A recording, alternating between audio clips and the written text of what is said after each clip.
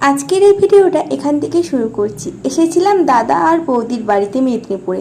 তো প্রথমে চলে গিয়েছিলাম মেদিনীপুরে শিলেদার্সে, কারণ এই বছরই এটা নতুন খুলেছিল। তো সেখানে যে ব্যাগ, জুতো এটা সেটা দেখতে শুরু করি।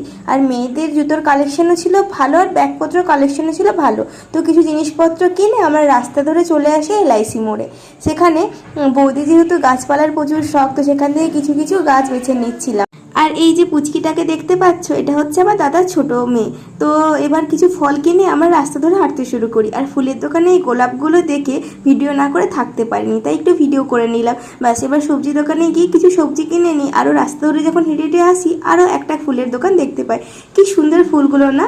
এবার যেহেতু ছিল শনিবার, তাই সেরকম কিছু খাওয়া হয়নি, তাই একটা কোল্ড ড্রিঙ্কস দোকানে দাঁড়িয়ে কোল্ড ড্রিঙ্কস আর হচ্ছে কোল্ড কফি খেয়ে নিয়েছিলাম। খুব সুন্দর করেছিল আর দামও ছিল খুব কম।